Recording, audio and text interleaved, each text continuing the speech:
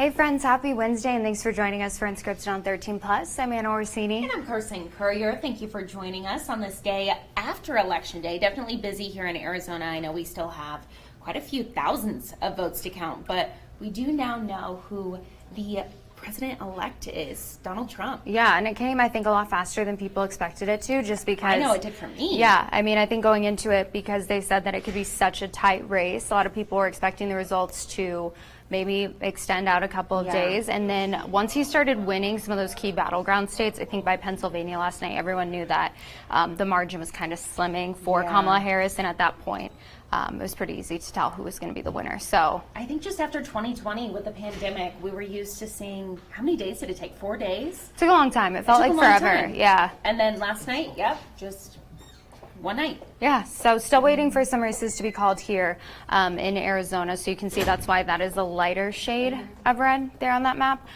because it hasn't officially been called. Votes are still coming in this morning. But we do want to first send it out to our Washington correspondent, Ashanti Ford, with more on, now that we do know that Donald Trump is going to be back in the White House come January, what his first 100 days in office could look like. Former President Donald Trump has officially been named the 47th president of the United States, with Wisconsin coming in with an additional 41,000 votes, which gave Mr. Trump the 277 electoral votes that he needed to win the presidency. So I want to thank the American people for the extraordinary honor of being elected your 47th president and your 45th president. And while there are still several states tallying up their numbers, Mr. Trump won by a landslide. And it also appears that he won the popular vote. Now, that's the first time we've seen this in the 3 times that he's ran for president. Some of the things to look out for in Mr. Trump's first 100 days of presidency, which does start in January of 2025, is his promise to lower taxes, protect women's reproductive health options, add tariffs on imports coming from China, end the war in Ukraine and the Middle East, and lower the cost of things like gas, groceries, and the cost of living, all things which has skyrocketed since inflation. Reporting from the nation's capital, I'm Ashanti Ford. Okay, so we do want to kind of step to the side and kind of angle ourselves so you can see these numbers the best. If this will go bigger. Oh, no, it doesn't. Okay, so right now we know that Donald Trump has 277 electoral college votes. He also won the popular vote, which is something we never saw in 2016. We didn't see it in 2020. So he received more than 71 million votes. And then Kamala Harris here, if this will close, 224 electoral college votes, sitting at 66 million, more than 66 million for the popular vote here. Now we know that once Trump won Wisconsin, that's really when it pushed him over the 270, and we knew for sure that he was going to be the next president. Yeah, and that happened around 3:30 this morning, so that's when the call was made by the Associated Press, and then Alaska coming in shortly after that, which put him at 277. So still waiting on a couple states this morning. Those are the ones that are the lighter shade, and one of those is Michigan, which was, of course, a swing state, but at this point, they don't matter. I know, it really doesn't matter. I was going to see, okay, so Michigan here, we have 98.2% of the votes in, so I could see them calling this here shortly. Yeah. Let's take a look as well at, we'll do Arizona here, 60.7% of the votes, and I know Bud Foster was on our morning show all morning. He said he heard from a couple election officials that they stopped counting ballots last night around 3. They were expecting to start counting them again in about 30 minutes at 10 a.m. So hopefully we start getting more answers then. Yeah, and the big holdup there, because that's kind of why we're seeing Maricopa County in that lighter shade of red, because it hasn't been officially called for Maricopa County, but it was interesting because Bud was saying, you know, there's the 2 different pages of the ballots, and that actually caused a lot of delays this year. It was confusing. Yeah. I had a mail-in ballot, but I actually went and dropped it off after the fact just because I forgot to mail it in time. Despite that, when you opened up that ballot, you had your sample ballot, you had both of your ballots front and back, and then I think you had your directions and maybe another piece of paper that had the I voted sticker on it, but it was confusing. Yeah, and they were saying that they were getting people who were just turning in 2 of the same pages, just one of the pages. Ballot. Yeah, so not great for processing time. So still waiting really on Maricopa County this morning. And also Pima County as well, still counting those ballots and votes this morning. Nevada is sitting at around 84.1% of the votes counted, so We'll see. I wouldn't say they'll call that one quite yet, but Not going to make much of a difference at this I know. at this Exactly. point. It's a done Very deal. true. It's a done deal, you guys. Okay, so some other races that we're keeping an eye on. If we just go over here real quick, of course, the Senate race here in Arizona. Oop, oop. there we go. There we go. U.S. Senate. So this one still too close to be called this morning. So 47% of the vote, 48% for Kari Lake, and then Ruben Gallego, 50% of the vote. So again, this has not been called just yet. Only 60.4% of the votes in. So definitely something that we're keeping a really close eye on this morning. Absolutely. Let's go ahead. Should we just go through some of these other races right Yeah. now? Do we want to just go Proposition 138? Okay, let's do it. Okay. So Proposition 138, you can see right here.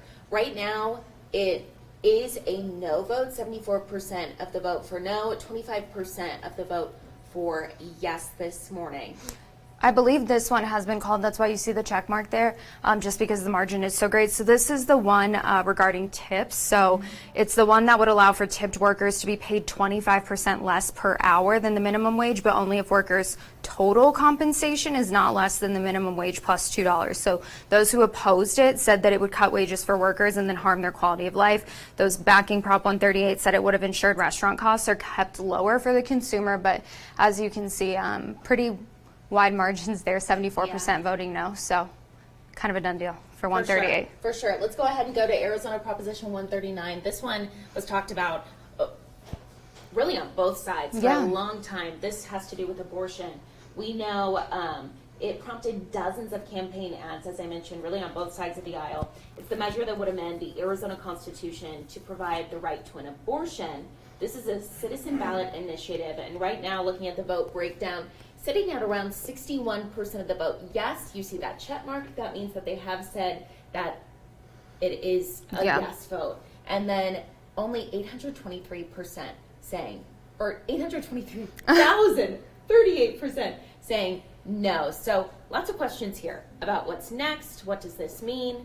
And so our very own Tallulah Page Aish really looked into it to figure out kind of what does this mean moving forward, breaking down this proposition, because we've had so many laws and so many changes and amendments. I think it's really confusing for a lot of folks. Well, especially when you're going to put something in the state constitution. And that's the thing, is that it said, up to fetal viability. But I think the big question that people have now is, what does that mean? And who determines that? So she breaks that down some more for you this morning.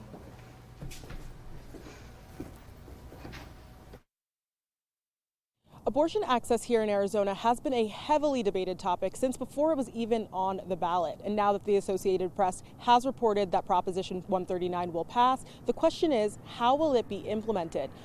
You may remember that even though the 1864 statewide ban was repealed, many were concerned that there was still room for more restrictions on abortion beyond the current 15-week limit. The proposition will allow abortion until fetal viability and in cases where the physical or mental health of the mother is at risk. Supporters of Prop 139 believe this measure could save women's lives, while opponents believe the proposition will limit medical oversight. So right now, any woman or girl that goes for an abortion in Arizona is guaranteed to see a qualified medical doctor. And that medical doctor is important because he or she has the expertise to detect and to respond to complications or medical emergencies. But that goes away under Prop 139. We are seeing cases of women dying, of people dying from miscarriages or sepsis. There is an exception for after 6 weeks or 15 weeks, but judges and doctors are saying you're not close enough to dying. And I think that is cruel. Arizona for Abortion Access released a statement late Tuesday night saying Arizona voters have made history once again. Proposition 139 was overwhelmingly approved, guaranteeing Arizonans the fundamental right to abortion. Arizona for Abortion Access, the proud coalition behind Proposition 139, celebrated the decisive victory Tuesday night, surrounded by hundreds of volunteers. Now that Prop 139 is expected to pass, there will be a 90-day implementation period where the specifics of the law are figured out before the state constitution is amended. Reporting. And so another proposition that we want to take a look at, so this race has been called, that's why that check mark is there. So Proposition 314, which deals with immigration law, and it would allow police to arrest non-citizens. So it would make it a state crime for them to enter Arizona directly from a foreign country other than from official ports of entry. So taking a look here, as you can see, it has been confirmed here, but look at this, over 1 million people, 62% of the vote here, so very wide margins. That is why this has been called.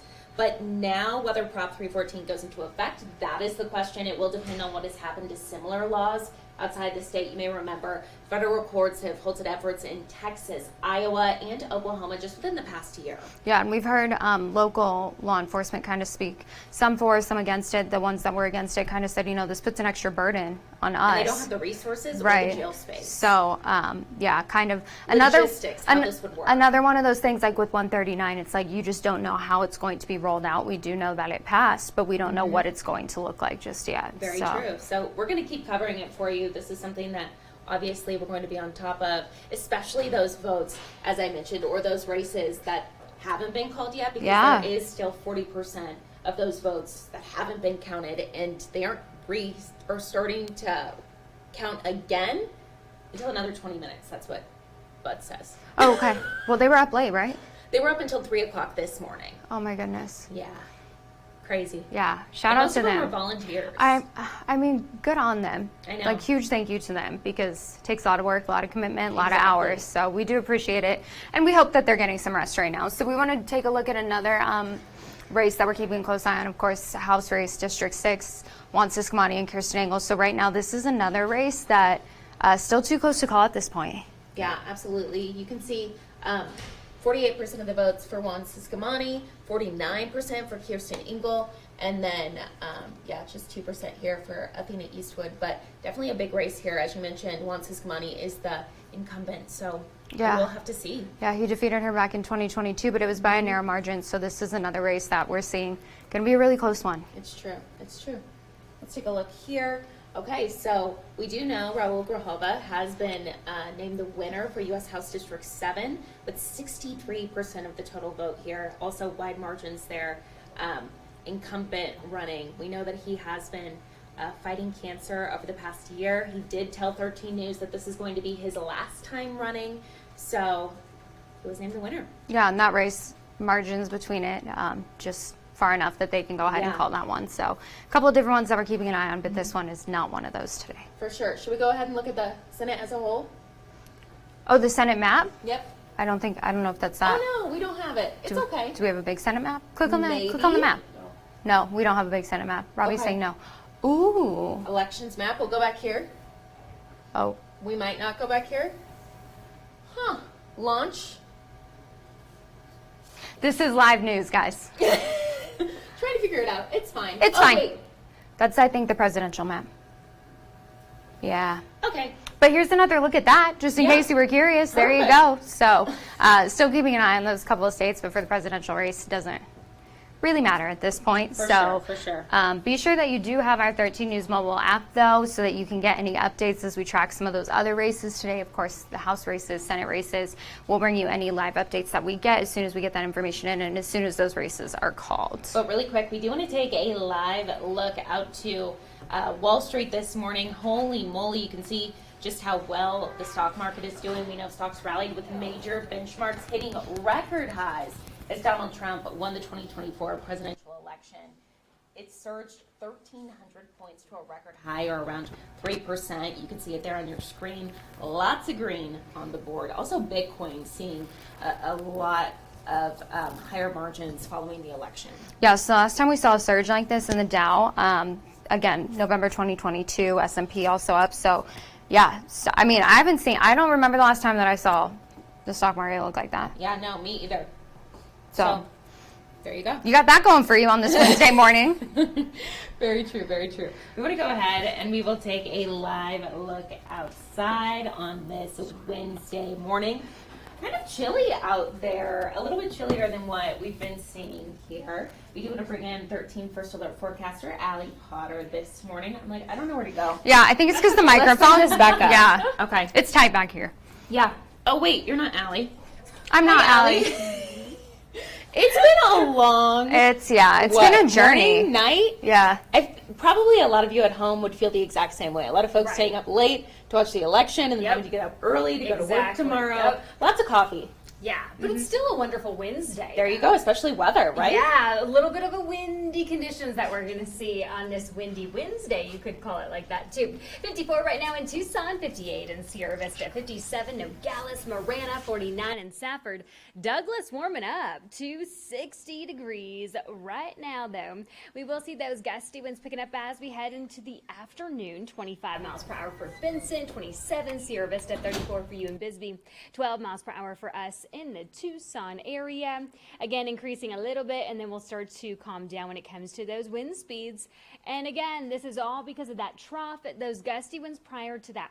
Now, we're not seeing any rain when it comes to the storm system. However, the White Mountains could see a little bit of a sprinkle, even some snowflakes. Overall, we are going to remain dry. Douglas might see maybe a sprinkle or two. Anything near the New Mexico and Arizona border, you do have the potential to see some sprinkles as you are sleeping this evening. Take a look at this, though. We are in for a temp drop. 70 degrees today, 60 tomorrow, 67 on Friday, 75 by Saturday, Sunday, 80 degrees. Keep in mind, our normal is 82 degrees. Today, we are hanging out in the 70s, but barely for Tucson. 67 Nogales, 66 Sierra Vista, 69 in Douglas, with breezy conditions to go along with it. Your 13 first alert 7-day forecast includes 70s today, 60s tomorrow, those breezy conditions, of course, 67 by Friday, 75 on Saturday, 80 by Sunday, 81 Monday, 77 Tuesday. But tonight, and especially when you ladies come in this morning, or tomorrow morning. What about you? No, She won't be here tomorrow morning. Well, She does Tuesdays and Wednesdays. Yes. Oh, Yes. I was Corey like, will be back in. Did you do that on purpose? Because you're like, I don't What? want to deal with the 37 degrees. Maybe. No. So it is going to be cold. So just giving you heads. It's going to be chilly Yeah. for everyone. It's going to last, of course, even when I come in the morning too. Yeah. Okay. So whether you're getting up at midnight, 2, 3, 4, 5, 6, 7. Gonna be a cold one. It's going to be a Grab cold one no jacket. matter what. It'll probably start to warm up maybe around noon, but still only to 60. That's Yeah. coat. We're Yeah, wearing yeah, coats still. And that's about midday. We're not going to reach 60. Okay. Got it. Super. Thank you, Allie. So when you're going home, we're Yeah. still going to be in the 50s. Oh my goodness. Yeah. That's crazy. Extra hot coffee. Okay.